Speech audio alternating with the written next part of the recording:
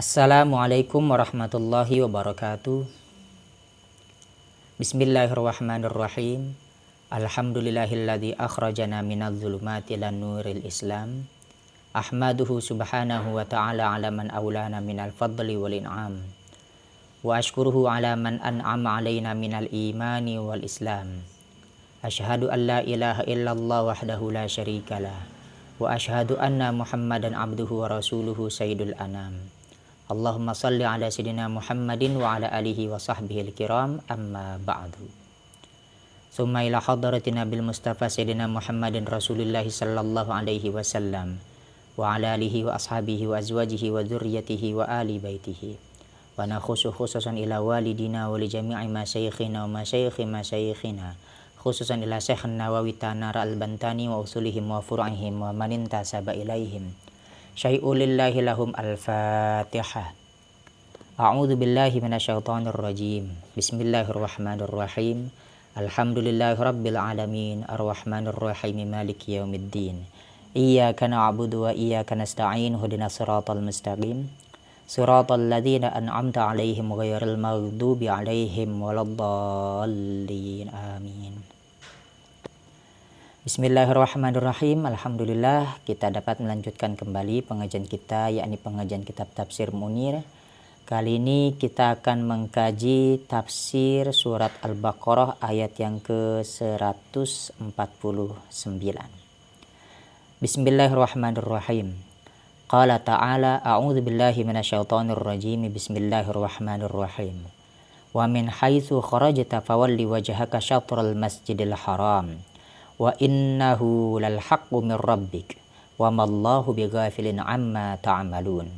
Wa min haitsu kharajta fawalli wajhaka syatral masjidil haram wa haitsu ma kuntum fawallu wujuhakum syatrahu li'alla yakuna lin-nasi 'alaikum hujjatun illa alladhina zalamu minhum fala takhshawhum wakhshawni wa liutimma ni'mati 'alaikum wa la'allakum tahtaduna kama arsalna fikum rasulam minkum yatlu 'alaikum ayatina wa yuzakkikum wa yu'allimukumul kitaba wal hikmata wa yu'allimukum ma lam takunu ta'lamun. Fadhkuruni adzkurkum washkuruli wa la takfurun. Shadaqallahul azim. Insyaallah kita akan kaji hingga sampai ayat yang ke-152 ya. Dari mulai ayat yang ke-149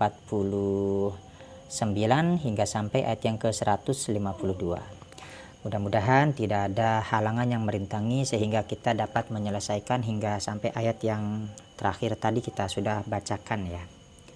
Mari kita lanjutkan ke dalam tafsir munirnya. Qala al-muallif rahimahullahu ta'ala wa nafa'ana bihi wa bi'ulumihi wa fi kitabihi wa fid darini amin. Allahumma yassir lana wa la tu'assir alaina ya karim. Birahmatika ya arhamar rahimin. Rabbi shrah li sadri wa yassir li amri wahlul 'uqdatam min lisani yafqahu qawli. Bismillahirrahmanirrahim. Wa min haitsu kharajta ay min ayyi makanin kharajta ilaihi lis-safari fawalli wajhaka inda sholatika syatral masjidil harami. Wa min haitsu, dan dari tempat mana saja kharajta kamu keluar, ay min ayyi makanin kharajta ilaihi lis-safari, ay artinya min ayyi makanin dari tempat mana saja kharajta kamu keluar ilaihi kepadanya lis-safari untuk bepergian. Fawalli wajhaka, maka hadapkanlah olehmu wajhaka akan wajahmu, inda sholatika di dalam sholatmu, syatral masjidil harami ke arah masjidil haram. Wa innahu ay hadzal amra lal haqqu ay as-sabitu al muwafiqu lil hikmati mir rabbika. Wa innahu, dan sesungguhnya hal itu, ay hadzal amra artinya perintah ini, perintah untuk menghadap ke arah Masjidil Haram ketika sholat. Lal haqqu, itu sungguh merupakan suatu kebenaran. Ay as-sabitu artinya sesuatu yang tetap, al muwafiqu yang bersesuaian, lil hikmati kepada hikmah, Rabbika yang berasal daripada Tuhanmu. Wa mallahu bighafilin amma ta'maluna. Wa mallahu dan tidaklah Allah bighafilin itu zat yang lalai amma ta'maluna dari apa saja yang telah kalian kerjakan. Jadi pada ayat ini kita akan berbicara tentang mengenai perintah Allah kepada kaum muslimin untuk menghadap ke arah kiblat ketika kita hendak melaksanakan sholat, menghadap ke arah Masjidil Haram. Karena itu adalah perintah yang al-haqqu, perintah yang benar, perintah yang hak yang datang daripada Allah langsung. Wa mallahu bighafilin amma ta'malun, dan tidaklah Allah itu merupakan zat yang lalai daripada apa yang telah kalian kerjakan. Nah, ini di sini wa mallahu bighafilin amma ta'malun ada tafsirannya. Qara'ahu Abu Amrin bil ya'i 'alal ghaibati wa huwa raji'un lil kuffari. Qara'a membacahu terhadapnya redaksi amma ta'malun Abu Amrin oleh Abu Amr bil ya'i dengan menggunakan huruf ya 'alal ghaibati dengan menggunakan waqi' atau dhamir ghaib. Wa huwa raji'un lil kuffari, wa huwa, dan jika menggunakan redaksi dhamir ghaib artinya dengan menggunakan amma ya'malun menurut bacaannya Abu Amr, raji'un maka rujuknya itu kembali lil kuffari terhadap orang-orang yang ingkar. Aimin inkari amril kiblati artinya dari keingkaran terhadap perintah untuk menghadap kiblat atau terhadap perkara kiblat ini. Jadi ada sebagian orang kufar atau sebagian orang-orang yang memang mengingkari untuk menghadap ke arah kiblat atau ke arah Masjidil Haram ketika datang perintah untuk menghadap ke arah Masjidil Haram. Wal bakuna, dan ada juga sebagian ulama yang lainnya selain daripada Abu Amr bitta'i membaca lafaz amma ta'malun dengan menggunakan huruf ta alal khitabi dengan menggunakan dhamir mukhatab. Jadi selain daripada Abu Amr ini lafaz amma ta'maluna memang dibaca dengan menggunakan huruf ta amma ta'malun. Wa min haitsu kharajta fi asfarika wa maghazika minal manazili al-qaribati wal ba'idati fawalli wajhaka fis salati syatral masjidil harami ayatil qa'ahu. Wa min haitsu, dan dari mana saja kharajta kamu keluar fi asfarika di dalam safarnya kamu atau di dalam perjalanannya kamu, wa maghazika dan di dalam tempat-tempat ekspedisi perangnya kamu, minal manazilil qaribati daripada tempat-tempat yang jaraknya dekat, wal ba'idati dan tempat-tempat yang jaraknya jauh, fawalli wajhaka maka hadapkanlah olehmu, wajhaka akan wajahmu fis sholati di dalam solat, syatral masjidil harami ke arah Masjidil Haram, ayatil qa'ahu artinya ke arahnya Masjidil Haram.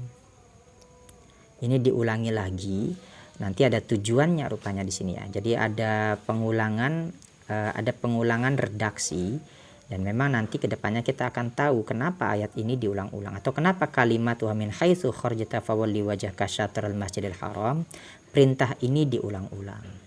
Wa haitsu ma kuntum min aqtaril ardi muqimina aw musafirina fi barrin aw bahrin fawallu wujuhakum fis salati min mahalikum syatrahu. Wahai suma kuntum, wahai suma dan di mana saja kuntum kalian berada, min aqtaril ardi dari segala penjuru bumi, mukimina baik sebagai orang-orang yang sedang mukim, au musafirina atau sebagai orang-orang yang sedang musafir atau dalam perjalanan, fi barrin di daratan, au bahrin atau di lautan, fawallu maka hadapkanlah oleh kalian wujuhakum akan wajah-wajahnya kalian fi sholati di dalam solat, min mahalikum daripada tempat-tempat kalian, menghadap ke arah syatrahu Masjidil Haram, ke arahnya Masjidil Haram. Ail Masjidil Harami artinya ke arah Masjidil Haram. Jadi kita pun juga diperintahkan dimanapun kita berada, baik itu berada di segala penjuru bumi manapun, baik dalam sebagai keadaan orang-orang yang sedang mukim atau sebagai orang-orang yang sedang musafir, di daratan ataupun di lautan, maka kita diperintahkan untuk menghadapkan wajah kita ke arah Masjidil Haram ketika kita sedang sholat. Wa qarrarallahu ta'ala ay amrat tawali li syatril Masjidil Harami salasa marratin li ta'kidi amril kiblati.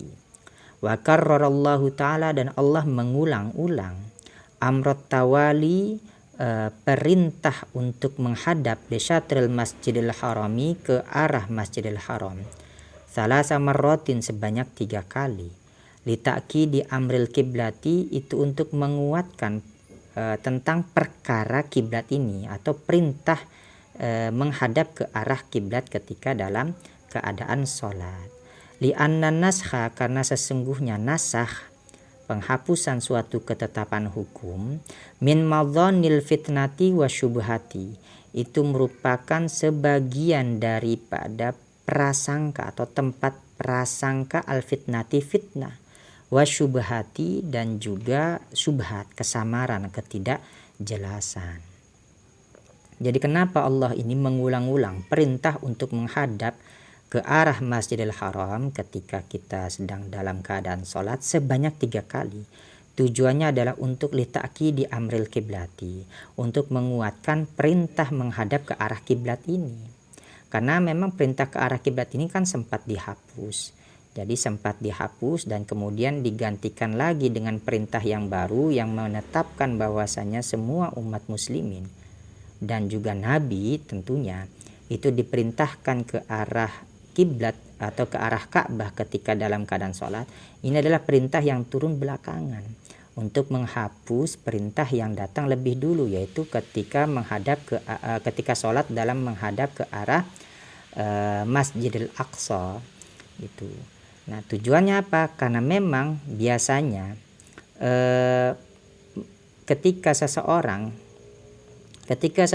menghapus suatu ketetapan, misalkan ya, ini kita kasih suatu pengandaian, seseorang misalkan menghapus suatu ketetapan yang awal dan diganti dengan ketetapan yang baru, biasanya akan timbul keraguan bagi orang-orang yang diperintah.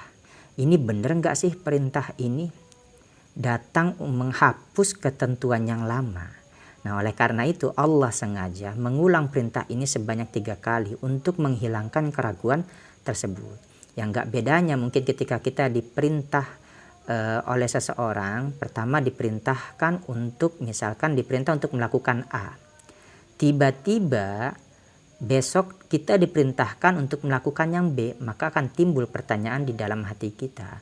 Ini orang memerintah kita tidak sesuai dengan perintah yang awal, benar nggak sih perintah ini?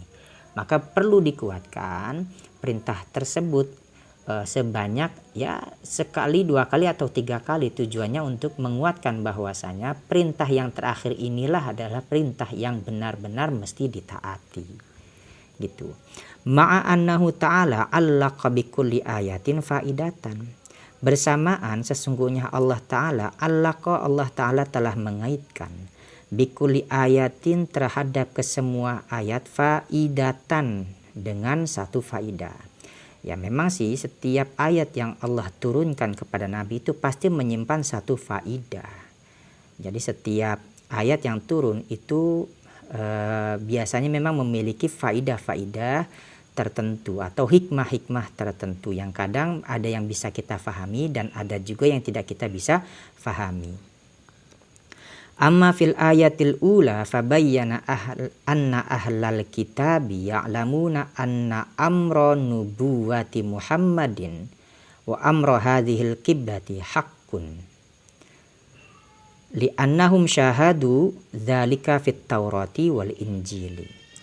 Amma fil ayatil ula, adapun di dalam ayat yang pertama.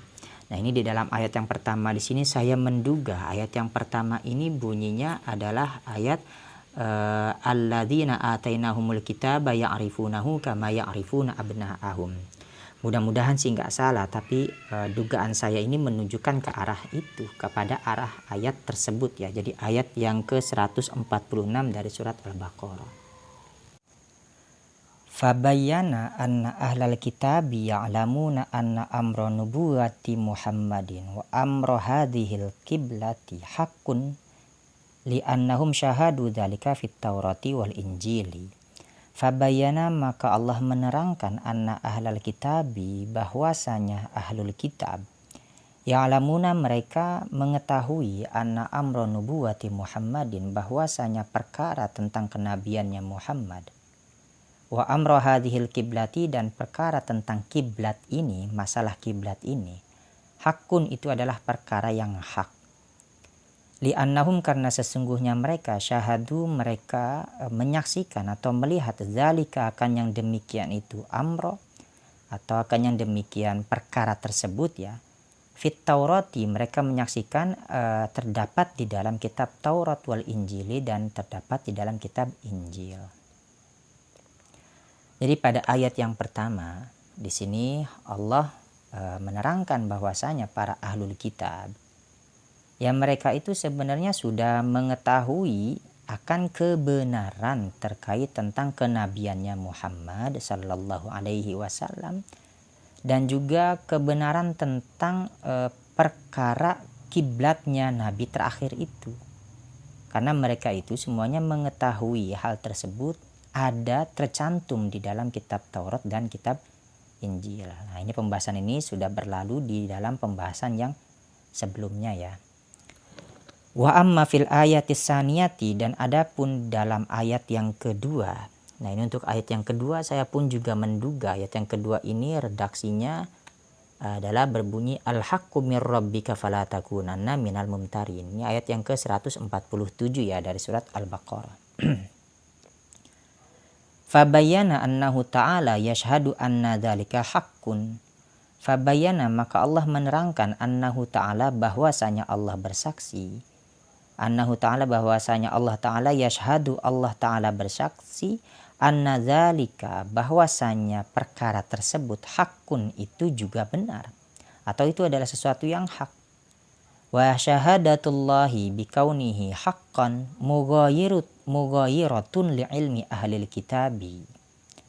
Wa syahadatullahi, dan adapun persaksiannya Allah, bikaunihi, dengan adanya perkara tersebut, atau kembalinya kepada zalik ya rujuknya itu, haqqan, itu merupakan sesuatu yang hak, mughayiratun, yang berbeda, atau itu berbeda li ilmi ahlil kitabi, terhadap pengetahuannya ahlul kitab, bikaunihi, dengan adanya zalik perkara tersebut, haqqan, itu juga merupakan suatu yang hak. Jadi di dalam ayat yang kedua ini ya Allah justru yang bersaksi bahwasanya terkait tentang perkara kenabiannya Muhammad, dan juga terkait tentang pemindahan kiblat atau kiblat sejati untuk Nabi Muhammad, itu adalah hak yang memang datang berasal daripada Allah. Dan kesaksiannya Allah ini tentunya berbeda dengan kesaksiannya ahlul kitab, karena memang kesaksiannya ahlul kitab itu disandarkan oleh pengetahuan mereka terhadap apa yang terdapat di dalam kitab-kitab mereka. Nah, sedangkan pengetahuannya Allah itu ya jangan dibandingkan dengan pengetahuannya makhluk. Jadi sudah jelas berbeda levelnya atau derajatnya. Wa amma fil ayatis salisati, dan adapun di dalam ayat yang ketiga, ini ayat yang sedang kita kaji ini, maksudnya ayat yang ketiga ini. Fabayyana annahu ta'ala, maka Allah menerangkan, qata'a hujjatal yahudi wal musyrikina, Allah memutus hujjah. Hujjah ini bermakna pada di sini kata di sini ya, hujjah di sini bermakna komentar negatifnya orang-orang Yahudi dan juga orang-orang musyrikin.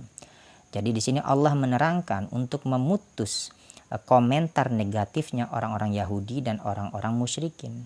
Wadzalika, dan adapun yang demikian itu, qata'a hujjatal Yahudi wal musyrikin, Qauluhu ta'ala itu didasari oleh firman-Nya Allah Ta'ala, li alla yakuna linnasi, agar tidak menjadikan linnasi untuk manusia. Manusia di sini maknanya al Yahudi wal musyrikin, artinya untuk orang-orang Yahudi wal musyrikin dan juga orang-orang musyrikin. Alaikum, atas kalian semua. Di sini maksudnya adalah umatnya Nabi Muhammad sallallahu alaihi wasallam dan juga bersama dengan Nabi tentunya.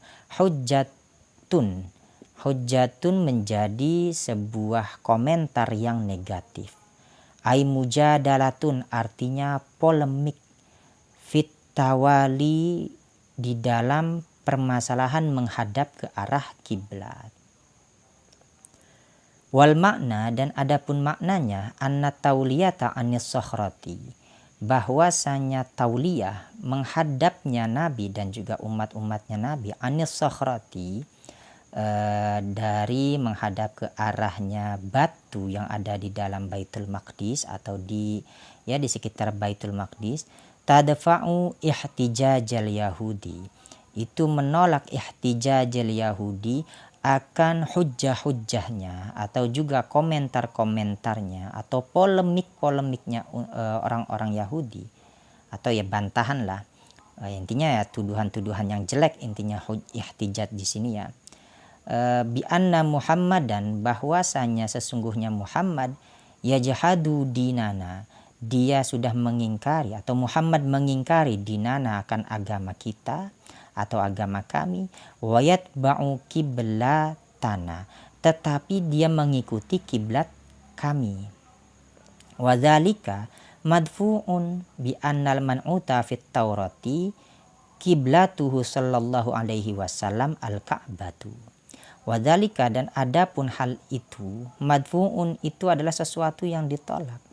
Bi annal man'uta, karena sesungguhnya yang dideskripsikan tentang Nabi fit Taurati, di dalam kitab Taurat, kiblatuhu sallallahu alaihi wasallam, adapun kiblatnya Nabi sallallahu alaihi wasallam al-Ka'batu, itu adalah Ka'bah.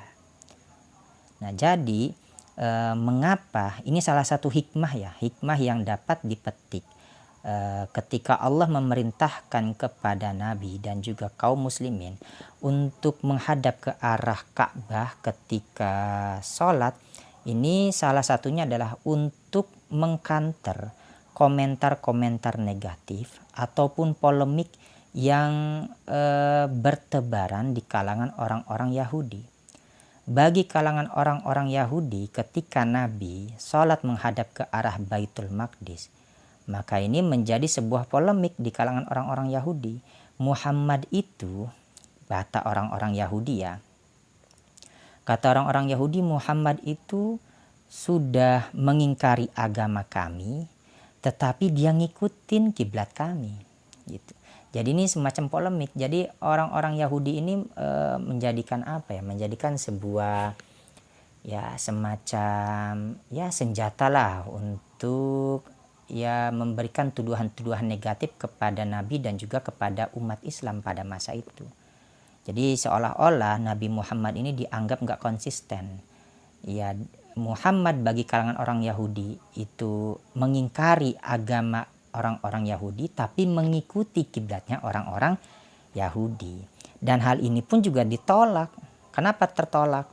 Karena memang di dalam kitab Taurat itu Nabi sudah digambarkan atau sudah dideskripsikan di dalam kitab Taurat bahwasanya kiblatnya Nabi terakhir itu adalah Ka'bah. Wa tadfa'u ihtijajal musyrikina, wa tadfa'u, dan hal ini juga menolak ihtijajal musyrikina, terhadap komentar negatifnya orang-orang musyrikin atau polemik-polemiknya yang ada bertebaran di kalangan kaum musyrikin.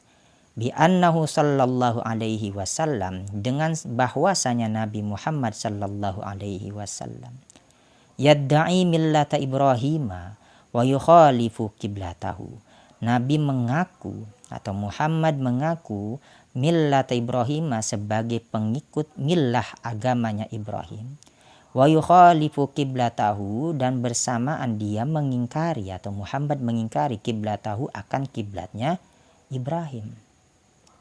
Sedangkan bagi kalangannya kaum musyrikin, ketika Nabi sholat menghadap ke arah Baitul Maqdis, ini juga ternyata menyimpan polemik. Menyimpan polemiknya ya kira-kira ada semacam komentar-komentar negatif lah, tuduhan-tuduhan negatif yang bertebaran di kalangan kaum musyrikin Makkah. Bagaimana mungkin katanya Muhammad mengaku, ini kata orang-orang musyrikin ya, orang-orang musyrikin Makkah, katanya Muhammad itu mengaku pengikutnya ajaran Ibrahim, tetapi justru dia tidak sholat menghadap ke arah Ka'bah, padahal Ka'bah itu adalah kiblat yang memang dibangun oleh Ibrahim. Justru sebaliknya dia sholat menghadap ke arah Baitul Maqdis. Nah ini kan jadi polemik. Jadi ternyata ketika Rasulullah dan juga kaum muslimin ini sholat menghadap ke arah Baitul Maqdis, baik di kalangan orang-orang Yahudi dan di kalangan orang-orang musyrikin Makkah, itu ternyata dua-duanya dianggap suatu kesalahan lah. Jadi intinya itu Nabi ketika sholat menghadap ke arah Baitul Maqdis, gak ada yang dianggap benar baik dari kalangan Yahudi dan juga dari kalangan kaum musyrikin. Maka daripada itu kenapa Allah mengalihkan kiblatnya Nabi Muhammad dan juga kaum muslimin ke arah Ka'bah? Ternyata menyimpan hikmah yang seperti itu, yang sekarang baru kita pahami, bahwasanya tujuannya adalah untuk mengkanter polemik-polemik yang terjadi atau yang bertebaran di kalangan kaum Yahudi dan juga orang-orang musyrikin. Illal ladzina zalamu minhum, kecuali orang-orang yang mereka zalim minhum terhadapnya atau minhum dari sebagiannya mereka. Artinya illal mu'anidina minhum, kecuali orang-orang yang keras kepala minhum di antara mereka. Fa innahum, maka sesungguhnya mereka yaquluna, mereka berkata, ma tahawwala ilal ka'bati illa mailan ila dini qaumihi wa hubban li baladihi. Ma tahawwala, tidaklah Nabi mengalihkan kiblatnya ilal ka'bati, kepada Ka'bah, illa mailan, kecuali hal itu hanya sebagai kecondongan atau kecenderungannya Muhammad ila dini qaumihi, kepada agama kaumnya, wa hubban li baladihi, dan sebagai kecintaannya Nabi li baladihi, terhadap negerinya. Nah ini ternyata ketika Nabi Muhammad sallallahu alaihi wasallam dialihkan kiblatnya itu menghadap ke arah Ka'bah, justru juga tidak hilang ternyata polemik-polemik terkait tentang masalah arah kiblatnya Nabi. Jadi ini apapun yang dilakukan oleh Nabi tetap saja bagi sebagian semua pokoknya di sebagian kalangan itu selalu dianggap salah. Meskipun memang ini adalah suatu yang hak yang memang datang daripada Allah, tapi tetap bagi mereka ini dianggap salah. Bagi orang-orang yang di sini dikatakan orang-orang yang zalim terhadap diri mereka sendiri, yang sebagian dari kalangan orang-orang Yahudi dan juga sebagian dari kalangan orang-orang musyrikin, ketika Nabi justru mengalihkan kiblatnya ke arah Ka'bah, ternyata polemik itu pun gak hilang. Malah mereka membuat komentar-komentar negatif yang baru. Jadi ketika Nabi sudah mengalihkan kiblat ke arah Baitul Maqdis, ada juga komentar miring. Mereka berkata, Nabi itu atau Muhammad itu mengalihkan kiblatnya ke arah Ka'bah, sebenarnya sih itu hanyalah kecenderungannya Nabi atau kecenderungannya Muhammad kepada agama kaumnya. Ya karena memang orang-orang musyrikin Mekah pada masa itu, mereka banyak menempati berhala-berhala di sisi Ka'bah.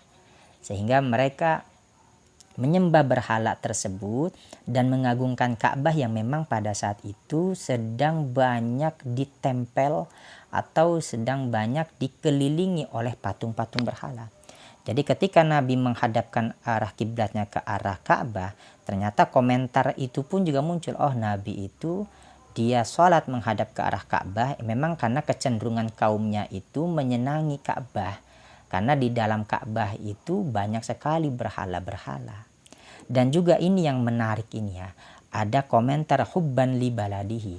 Ini Nabi sholat menghadap ke arah Ka'bah ya memang karena itu didasari oleh kecintaannya Nabi terhadap negerinya sendiri. Jadi yang perlu kita garis bawahi ya, Nabi dituduh sebagai orang yang ketika dia sholat menghadap ke arah Ka'bah, tuduhan yang tuduhan yang tidak berdasar pada masa itu mencuat. Yang mencuat adalah ya Nabi wajar saja dia sholat menghadap ke arah Ka'bah. Itu memang bukan perintah dari Tuhannya, tetapi memang kecintaannya Nabi terhadap negerinya. Jadi yang perlu kita garis bawahi di sini, ternyata memang semangat untuk mencintai negeri sejak zaman dahulu pun sudah ada. Ya buktinya ya seperti ini bagi orang-orang yang cuman sayangnya tuduhan mencintai negeri ini ya diambil kesimpulan yang bersifat negatif pada masa itu. Ya padahal sih ya enggak begitu juga. Memang kita juga banyak mendengar kabar-kabar atau hadis-hadis yang berkaitan bahwasanya Nabi sebenarnya mencintai Makkah, mencintai tempat kelahirannya. Tetapi khusus di dalam masalah kiblat ini, Nabi Muhammad sholat menghadap ke arah Ka'bah bukan didasari oleh kecintaannya terhadap negerinya, tetapi memang ini berdasarkan perintah Allah yang mesti ditaati. Dan memang juga sekaligus hikmahnya di sini, kebetulan Nabi memang dianggap sebagai orang yang sangat mencintai tanah airnya. Dan pada saat itu orang-orang Makkah mengambil kesempatan emas untuk menuduh Nabi bahwasanya Nabi itu sholat ke arah Ka'bah bukan berdasarkan perintah Tuhan, tapi justru didasari oleh karena kecintaannya dia terhadap negerinya. Nah, jadi seolah-olah ini ingin dipalingkan bahwasanya sholat menghadap ke arah Ka'bah itu bukan didasari atas kepatuhan terhadap Tuhan, tapi didasari atas dasar kecintaannya kepada negerinya itu sendiri. Fala takhshawhum, maka janganlah kalian takut kepada mereka. Ai fala takhafu muta'anatihim atau muta'anatahum. Fala takhafu, maka janganlah kalian takut muta'anatahum terhadap muta'anah, maksudnya ini celaannya mereka. Fi kiblatikum, di dalam permasalahan kiblat kalian. Fa innahum, maka sesungguhnya mereka semua la yadurrunakum, tidaklah mereka semua dapat memberikan madarat kepada kalian. Wakhshawni, dan takutlah kalian semua kepadaku. Ay ihzaru iqabi, artinya ihzaru, takutlah kalian semua iqabi, akan siksaku. Fala tukhalifu amri, maka janganlah kalian semua menyelisihi amri, akan perintahku. Wali utimma ni'mati alaikum, wali utimma, dan li utimma, agar aku sempurnakan, nikmati, akan nikmatku, alaikum, atas kalian, bil kiblati, dengan kiblat, kama atmamtu alaikum biddini, sebagaimana aku telah sempurnakan alaikum, atas kalian, biddini, dengan adanya agama, terutama agama Islam. Wala'allakum tahtaduna ilal haqqi, wala'allakum, dan agar kalian tahtaduna, kalian mendapatkan petunjuk, ilal haqqi, kepada kebenaran. Kama arsalna fikum, sebagaimana arsalna, kami telah mengutus, fikum, kepada kalian, rasulan, akan seorang rasul, minkum, yang berasal dari golongan kalian. Ai min nasabikum, artinya yang berasal daripada nasab kalian. Wahuwa, dan rasul tersebut, Muhammadun, itu adalah Muhammad sallallahu alaihi wasallam. Wahada imma muta'allikun bima qablahu. Wahada, dan adapun inilah kama arsalna fikum, imma muta'allikun bima qablahu, ada kalanya itu berkaitan bima qablahu, terhadap ayat atau terhadap kalimat sebelumnya. Artinya wali utimma nikmati alaikum fi amril kiblati kama atmamtuha alaikum fid dunya bi irsalir rasuli. Artinya jika berkaitan dengan kalimat yang sebelumnya, maknanya itu adalah wali utimma nikmati, dan agar aku sempurnakan nikmati akan nikmatku alaikum atas kalian semua, fi amril kiblati di dalam permasalahan kiblat ini atau di dalam perkara kiblat ini, kama atmamtuha sebagaimana aku telah sempurnakan alaikum atas kalian semua fid dunya di dalam dunia ini birsalir rasuli dengan diutusnya seorang rasul. Jadi wa imma, dan ada juga wa imma muta'allikun, ada kalanya muta'allikun berkaitan bima ba'dahu dengan kalimat ba'dahu sesudahnya. Jadi kata-kata kama arsalna fikum rasulan minkum ini bisa berkaitan dengan kalimat yang sebelumnya dan juga bisa berkaitan dengan kalimat yang sesudahnya. Artinya di sini maknanya jika dikaitkan dengan kalimat yang sesudahnya, kama zakartukum bil irsali fadhkuruni. Artinya sebagaimana aku telah zakartukum memberikan peringatan kepada kalian bil irsali dengan diutusnya seorang rasul, fadhkuruni maka ingatlah kalian akanku.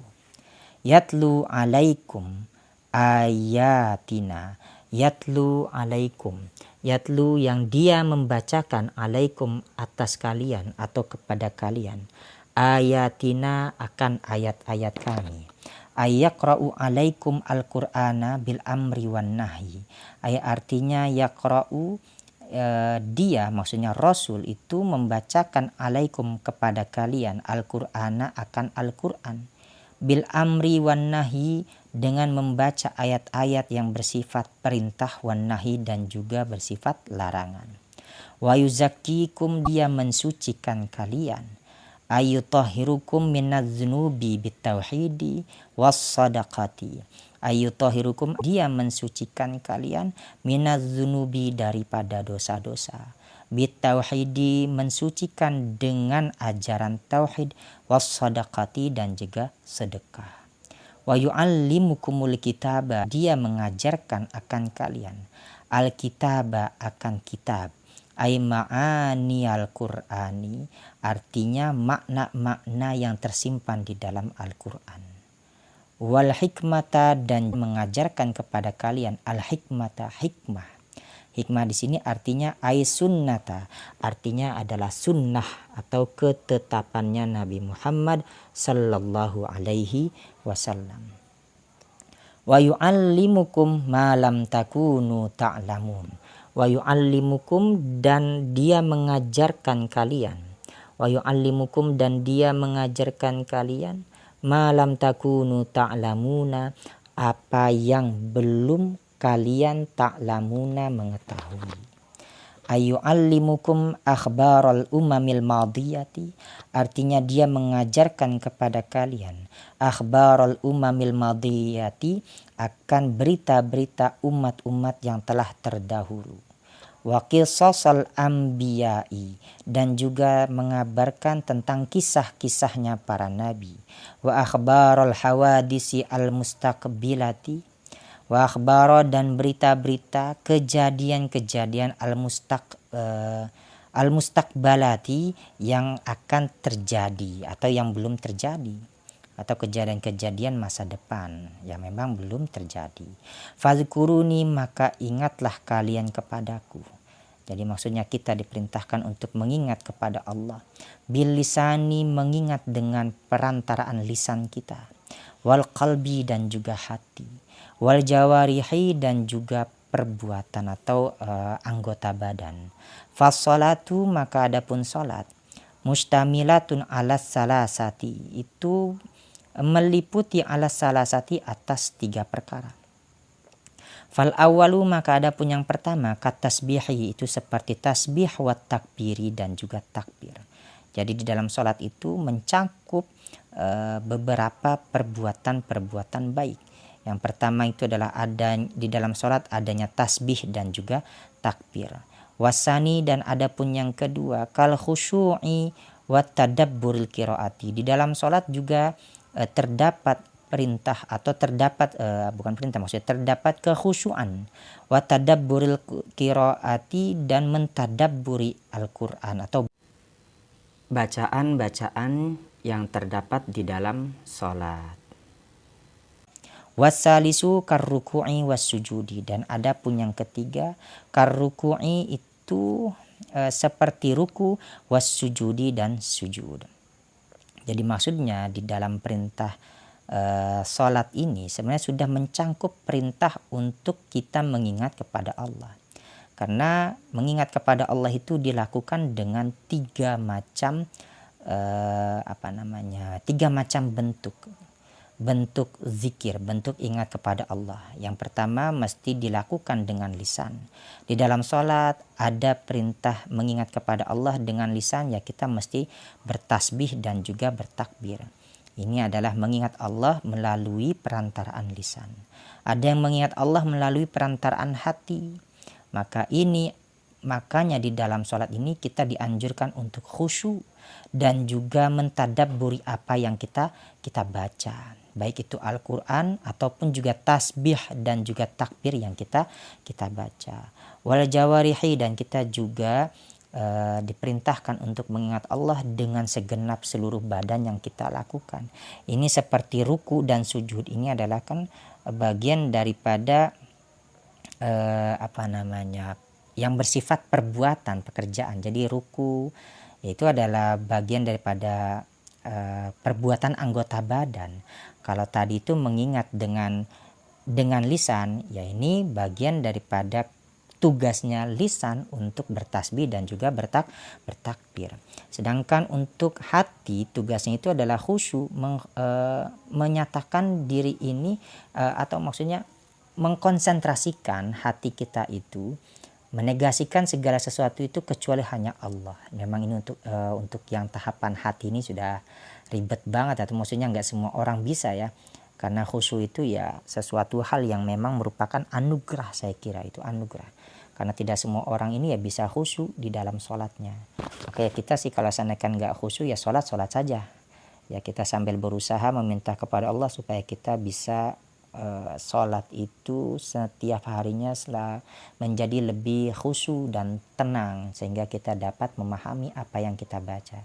Tapi andaikan kita sholat dan belum bisa khusyuk, ya jangan ditinggal sholatnya. Yang penting sholat saja.